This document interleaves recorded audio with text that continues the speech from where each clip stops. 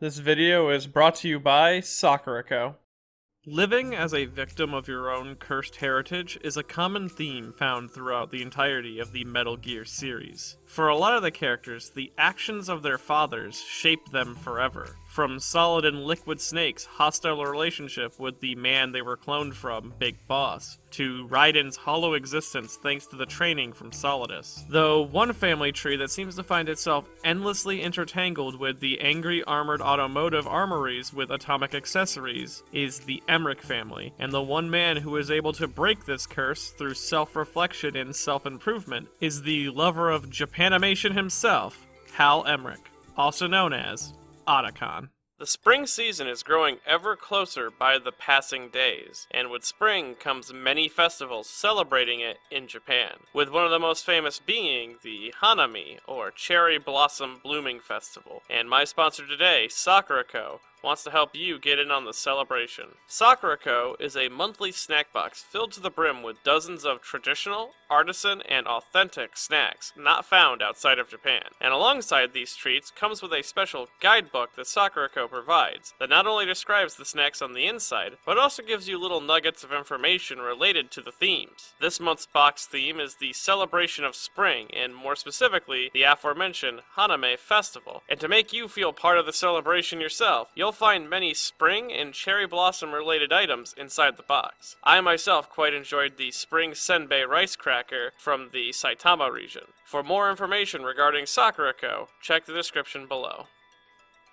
Hal Emmerich, or Otacon, is one of the most important characters in the whole of the Metal Gear series. Debuting in Metal Gear Solid, he would go on to be featured in Metal Gear Solid 2, 4, and even being mentioned in 5. He's also the lead designer and responsible for the creation of the nuclear-capable battle tank Metal Gear Rex. Along with this, he belongs to a cursed heritage of scientists turned nuclear weapons manufacturers ever since his grandfather worked on the Manhattan Project. Though, over his long years of battling the creations of his parents, Otacon was actually able to escape the shackles of his fate. Though before we get too into that, let's first discuss the meaning behind his name and design. Hal Emmerich's name, like a lot of Metal Gear characters' names, have gained more meaning since the series has evolved. Firstly, his last name, Emmerich, is a direct reference to one of Hideo Kojima's favorite directors, Roland Emmerich, the man behind movies like Independence Day and The Day After Tomorrow. Emmerich is famous for his special effects works and action scenes that depict mass destruction, and Kojima has always considered the Metal Gear series to be sort of his action blockbusters, so it makes sense to name one of his favorite characters after an action blockbuster director. Now, on the other hand, his name Hal is taken from the movie 2001: A Space Odyssey and the AI antagonist HAL 9000. The name itself was chosen in-universe by Huey Emmerich and Strangelove after watching that movie, likely because Hal's status as an AI was very interesting to both of them, given their field of expertise. Interestingly enough, that aspect of his name in-universe has been canon since 1998. Found in the official mission handbook that was released alongside the first game. Though, out of universe, the reason behind Hal's name is just simply that Kojima liked 2001 and wanted to reference it, even going so far to be one of the reasons he gave Solid Snake the first name David, as this way he could directly reference the movie at the end of the Otacon route.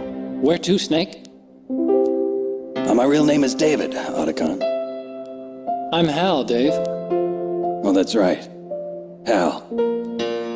Hal and Dave. That's a good one. Maybe we should take a trip to Jupiter. Now for his code name, well, I'll let Otacon explain that himself. It stands for Otaku Convention. An otaku's a guy like me who likes Japanimation. And in the official mission handbook, it also explains that the other reason that Otacon prefers the name Otacon is because he hated the name his father chose for him. This aspect of Otacon and his father's relationship would actually be expanded on later in the series. Though out of universe, Kojima selected the name Otacon because he wanted a character who could be the face of and glorify the otaku stereotype, as he essentially wanted someone who was smart enough to outwit the superior bronze of the terrorists who took him hostage. I don't need you, I just need your brain. There was even originally plans to have Otacon be more stereotypically designed, being overweight, wearing a cap, and eating a chocolate bar while he hacks. So, essentially Daru from Steins Gate. Though this design was changed when the current character designer for Metal Gear at the time suggested instead that they should aim for a more slender, unkept appearance, so essentially Hoenn Kyoma. Though the original Otacon design concept was seemingly recycled into Jimmy Harks from Metal Gear Ghost Babel, with Jimmy even having a similar backstory to Otacon at the time. But this change might have actually been the best thing to happen to the character, as because of it, Kojima became really attached to Otacon, so much so that he began to relate to him more and more, even beginning to model Otacon's looks and mannerisms after his own as early on as Metal Gear Solid 2. Kojima claims that his love for the character comes from their proud proclamations of their geek or otaku lifestyle, and how he wishes to be known by a title of his own choosing instead of one given to him, no matter the stigma attached to that title. It was really motivating to Kojima to see a character who reflected his own otaku nature be so beloved by the fan base as well. Though Otacon's passion for Japanese animations, and more specifically the mecha genre of anime, is what led him into the field of robotics to begin with. Studying it in college, he even developed a miniature remote control companion named Metal Gear Mark II, which in itself is a small reference to the robot companion from Kojima's previous work on Policenauts. And according to the 1997 E3 trailer for Metal Gear Solid, Mark II was supposed to be an item that Snake could use throughout his travels in Shadow Moses, which is an idea that sadly didn't get fully realized until Metal Gear Solid 4, though I imagine it wouldn't have worked much different than the Nikita missile launcher does when you aim in first person. But more importantly, Mark II got Otacon noticed by the FBI, and he was brought in to work at their engineering research facility, but had to be let go when they caught him monitoring and hacking their central databases. Though he wouldn't be without work for too long, as the defense contractor ArmsTech would reach out to Otacon, impressed by both his genius from his times in the FBI, but also in his college work, where Otacon also single-handedly solved the Millennium Bug. And while working at ArmsTech, Otacon invented quite a few useful tools for military purposes, such as the Stealth Camouflage Unit, a tool which accurately bent light around its host and rendered them invisible. And while this technology was used for military purposes, Otacon was fine with that because it itself wasn't the weapon. Though soon, ArmsTech would reveal the real reason they had reached out to Otacon. They wanted him to work on their new Metal Gear system. Though arms manufacturing was a field that Otacon always wanted to avoid due to his family's history, as long before he was even born, his grandfather took part in the infamous Manhattan Project, which led to the creation of the atomic bomb and continued his family's curse, as on August 6, 1945, the bomb would be dropped on Hiroshima, which also just happens to be the same day Otacon's father, Huey Emmerich, would be born. Huey would go on to be involved in multiple AI weapons projects, from classified Metal Gears like Zeke to the near international incidents like Peace Walker. And wanting to avoid this fate, Otacon avoided weapons manufacturing, though he couldn't resist his love for robots. Thus, when ArmsTech told him that this Metal Gear would be purely used for defensive purposes, he felt more comfortable working on the project, sadly falling for the same trap that his father did. And soon enough, Metal Gear Rex became his dream project. He began constructing the ultimate Metal Gear, arming it with 30mm rotary cannons, Hellfire anti-tank missiles, and even a tactical high-energy laser affixed to its crotch region, so it can piss lasers. Though the most fearsome part of the arsenal comes from the magnetic railgun, which was originally believed to be too massive in size to be used effectively. But Otacon and his crew were able to miniaturize the design and attach it to Rex. He also believed that the railgun would be useful for firing silent, non-nuclear projectiles at incoming threats like larger missiles that it can detect with its radium dish, which leads me to one of Otacon's many intentional mistakes that he made when designing Rex in order to fit his otaku ideals. So to put it simply, Rex's mouth is essentially bulletproof. The armor plating cannot be damaged by anything less than heat weapons, though to achieve this, it would also need to limit its visibility significantly. Thus, it uses a radium dish to map out and project a virtual simulation of everything around Rex into its head on the main HUD for the pilot. This keeps the pilot both safe and offers them amazing visibility, though if the radium disc is broken, it basically blinds Rex and forces the pilot to expose themselves by opening the mouth. Otacon did this because he believed Rex wouldn't be finished if it didn't have some sort of character flaw. You intentionally designed it with a weak point? It's not a weak point. I like to think of it as a character flaw. People just aren't complete without some type of character flaw, don't you think? I guess so. I owe you one, Otacon. He kept this intentional design flaw a secret from the rest of his colleagues and implemented it himself. Along with this, another secret part of Rex's design is something that Otacon calls the Street Fighter software. This was a control program which not only made Rex more agile, being able to dash around corners and drift like an AA6, but also this program allowed it to perform more complex melee attacks than just stomping, as it could kick and jump in the air. The idea spawned from a worry that Rex would be utterly defenseless in up-close combat if enemies were able to get out of the range of its other deadly arsenals. So the solution that Otacon came up with is use Rex's defense as an offense. Though it was deemed unnecessary, but Otacon installed it anyways because he thought it was cool, and I mean, he's right, it's fucking cool. Give me a game about this. Let me play as Rex. Give me Steel Battalion, but I'm piloting Metal Gear Rex. Do it. I'll buy it. $200. I'll buy it. Rex has slowly become his dream project, a robot like he always wanted, but Otacon wasn't the only one keeping secrets about Rex's development, as Armtech's president called for modifications to be made to the railgun on Rex so that it could be loaded with nuclear missiles. This way, it could launch silently from any location, making it a global hazard. The railgun doesn't burn any propellant, so it can't be detected by any current ballistic missile detection systems. An invisible nuclear warhead. Totally impossible to intercept. Which also made all of Otacon's efforts to avoid his family's curse null and void, which ends up fitting very well with one of the themes of Metal Gear Solid 1, this being genes, and how all the major players in the game are cursed by fate that is tied to their genetics. Though, it's those who grow beyond these chains of fate that ultimately get to live their life to its fullest. Otacon does this after he learns he was being used. He began to work with Snake in order to bring down his own creation, though this wasn't enough, as soon Rex's exercise data was leaked onto the black market, and in response, Otacon, Snake, and Mei Ling founded the anti-Metal Gear NGO called Philanthropy, using it not only to bring to light everything that had been covered up, firstly with a book called In the Darkness of Shadow Moses, The Unofficial Truth, penned by Natasha Romanenko, one of the ironically missable codec companions in the original story of Metal Gear Solid 1. She also used all the money she made from the book to fund Philanthropy in their main operations. Those main operations being Snake and Otacon traveling to areas with reported Metal Gear activity, infiltrating the bases of said activity, and destroying the Metal Gear. Soon enough, these actions caught the attention of the UN, and they put Philanthropy on their radar.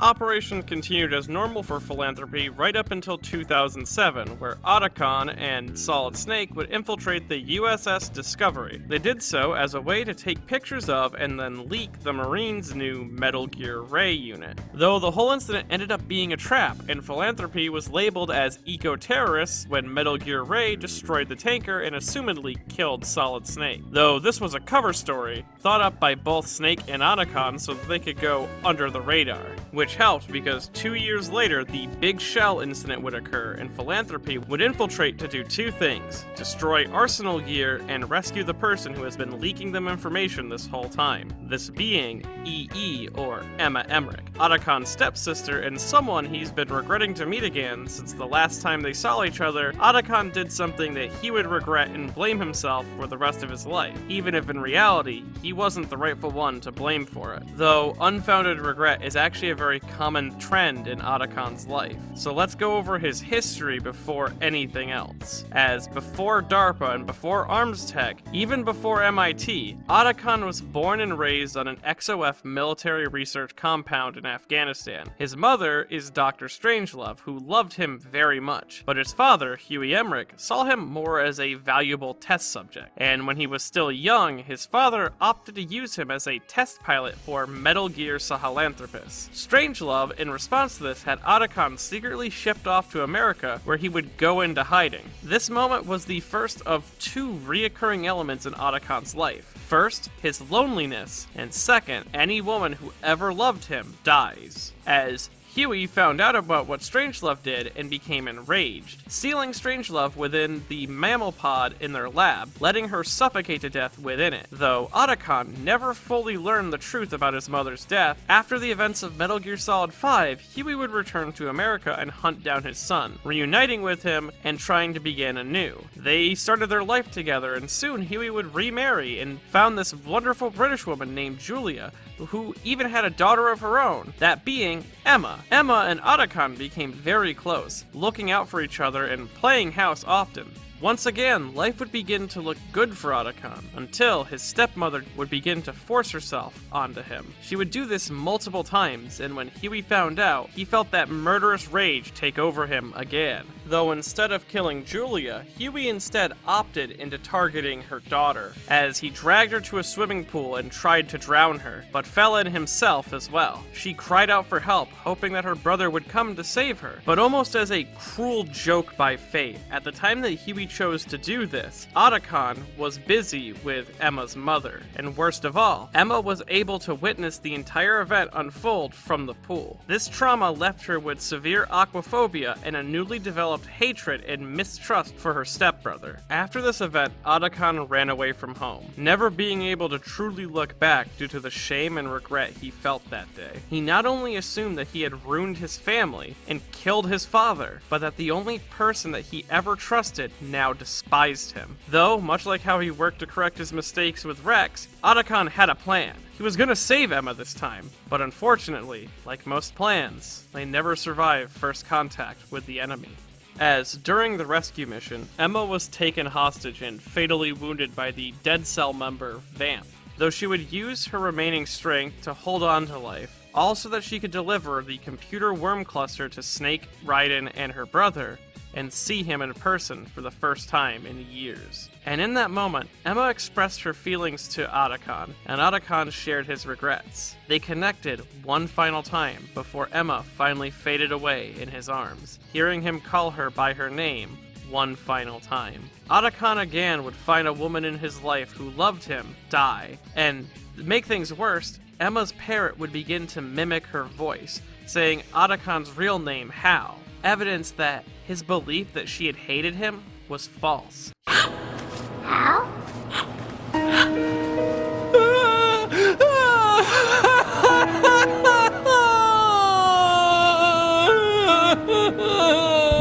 He had spent his entire life avoiding her for this reason, and it was all for nothing. He began to fall deeper into despair. Multiple times he let his sins from his past come back to bite him, though before he could beat himself up any longer, his longest living friend, Solid Snake, brought him back into reality. Placing his trust in him, Otacon finds the strength to continue in order to help better the world. Kojima also pushed really hard to have Otacon's design slightly change in this moment, his clean white lab coat stained with Emma's blood, to visually show how his past will never allow him to truly be clean of the blood on his hands. Though, much like the themes of Metal Gear Solid 2, which speak of the ideas of passing ideas on to other generations, in the case of Otacon, he inherited Emma's memes in the form of her worm cluster data, which would go on to be passed down to his stepdaughter, and which in turn would be vital for the future of the series. After these events, Otacon was able to escape the Big Shell by stealing a helicopter, and soon would discover that the Patriots had not only set them up, but were also funding Philanthropy to help keep tabs on their work. After discovering this, Otacon, Snake, and Mei Ling all defunct Philanthropy officially, but continued their anti-Metal Gear operations in private, now having stepped up into full anti-patriot operations. And their first target was the Patriot-operated base, which housed Olga Garlukovich's daughter, Sunny. Working together with Raiden, the group managed to rescue Sunny, and Otacon adopted her. And in adopting her, he recognized her antisocial behavior due to her imprisonment almost instantly. This allowed him to instantly connect with her, as he began to teach her how to program and hack, and together the two would develop new and improved versions of his latest tech. Firstly being the new and improved version of Metal Gear Mark II, and then later Mark III. Along with this, thanks to some design works that Sonny uncovered, Otacon would begin to develop his breakthrough in stealth technology known as the Octo Camo. They also worked together on the Solid Eye. Along with this, Otacon would begin to make a habit of marking his creations with a unique symbol of his own making, this being Ototobashi, or Otaku Spirit, and it symbolizes Otacon's connection to the otaku nature that Kojima loved him so much for. Also, continuing a tradition of Otacon referencing previous Kojima games, firstly we have the supercomputer Otacon stored on the Nomad Transfer cargo plane called the Gotti,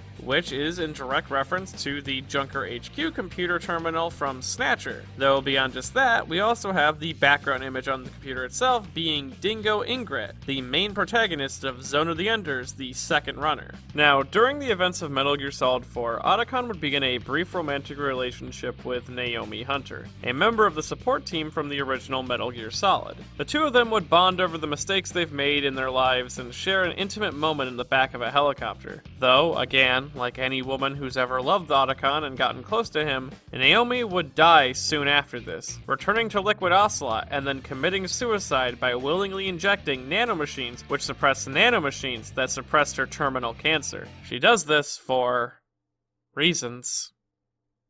They're probably good ones. But more importantly, before Naomi injects herself, she pushes Otacon to inject Vamp and kill him with the same nanomachine suppressing nanomachines. She was essentially offering him revenge in the kindest way possible, and it's in this moment that really shines a light on the difference between Huey and Hal. As Otacon looks at the man who killed his sister and caused him so much grief, and he can't pull the trigger. He refuses to become a murderer, and Vamp takes his own life instead. Along with that, the connection between Otacon and Naomi is what allows the final act of Metal Gear Solid 4 to take place. Otacon was able to successfully pass Emma's memes on to Sonny, as she was able to use the worm cluster to finish the Fox Alive program that was created by Naomi, which is a virus that when uploaded into the main database of the Patriots was designed to shut them down permanently, not only by wiping out GW, but the rest of the 4 pillars as well. But Fox Alive worked better than expected thanks to Sonny and thanks to Emma, as she was able to keep every critical necessity for human life up and running after the Patriots were removed. Otacon's role in Metal Gear Solid 4 plays very well into the themes of that game, which is sense, or more directly, will, as Otacon is used a lot in that game to pass on one's will to another, specifically with the aforementioned Fox Alive program, as it is a combination of 2 wills left by the 2 people that got the closest to him. But most importantly, the greatest example of Otacon representing the sense element of Metal Gear Solid 4 is when he chooses to stay with Snake through his final moments. He wants to share his story and pass on his will. I have to see this age off. See what the future brings. Sounds good to me. I'll go with you. Otacon, I'm gonna be dead soon. You don't have to come. You said it yourself, Snake. There's nothing inside you can pass on to the next generation. There won't be any happy Beauty and the Beast ending for me. What little time I have left will be spent living as a beast. Exactly. That's why you need me. As a witness. A witness? Yeah. Someone on the outside to bear witness to your final days. Someone to pass on your story. Not that I'm the only witness, but I'll remember everything you were. And stick with you to the end. Otacon. Besides, you wouldn't let me suffer Sonny's eggs alone, would you? Which leads me to Otacon and Snake's relationship. They have one of the best partnerships in gaming. Their chemistry is second to none, and they perfectly make up for each other's flaws. They also have absolute faith in each other's abilities, which allows them to work so flawlessly together. And it's because of this connection that they shared that both men were able to steer each other away from becoming the fathers who cursed their existence. Otacon bringing Snake out of his shell and giving him a little bit of humanity back, and Snake preventing Otacon from welling in his own misery and being unable to move past his mistakes. And beyond that, just their work together can't be undersold. Being able to infiltrate and topple base after base, all while living with bounties on their head. And, I mean, their special handshake is literally the Konami code, so what's not to love?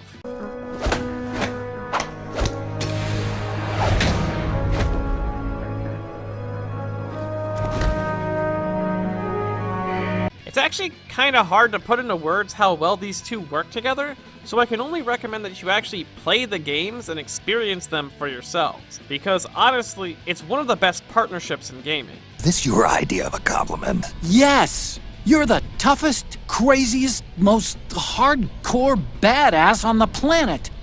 You're the shit! Though, beyond Metal Gear Solid 4, Otacon sort of steps out of the spotlight, using his connections from around the world to get Sunny a job anywhere she likes. And funny enough, in Metal Gear Rising, they sort of lampshade the fact that Otacon's design has changed significantly since Metal Gear Solid 1, and how he seemingly keeps getting more handsome the older he gets. Yeah, well, believe it or not, he was a huge geek back when he was younger. Maybe, but even so, he's still a nice guy. I doubt he was ever that lonely. Yeah, I suppose. But he really changed once he got into his 30s. Got a lot more attractive. Yeah, but he still has this really bad habit of keeping the ladies at arm's length. It winds up making him look really awkward sometimes. And it's partly due to some Kojima meddling, as Kojima saw a lot of himself in Otacon and therefore wanted him to be attractive. Which, speaking of Kojima, Otacon and his father Huey, by the end of the series, end up reflecting one of the core personal elements Kojima has weaved through each game in this series. This being, metaphorically killing your father. As he explains, Kojima developed a sort of father complex when his own father died suddenly at the age of 13. Because of this, he always works in sort of a parental narrative into each game, as they're all about severing your ties to fate based solely on your genes or your family, and in a sense, killing your heritage and becoming yourself. Otacon did this twice in the series. First, when he actually led directly to his father's death, even if it wasn't fully his fault. Though, more importantly, is when he ended up falling for the same trick his father did. Instead of planting his heels and accepting where he is in life, Otacon moved forward and stepped out of the, in comparison, minuscule shadow that the Emmerich name casted over him his entire life. He took everything they gave him, from his looks to his genius, and carved a new path for himself. His path. And while it was filled with seemingly endless amounts of pain and loneliness, he never deadened emotionally, still being able to find hope in the future and tears to shed at something tragic. Otacon constantly worked to improve himself so that he can better the future around him. And at the end of it all, alongside Snake, he finally found what he was fighting for all that time. What am I fighting for? What are you fighting for? If we make it through this, I'll tell you. I hope you enjoyed this video.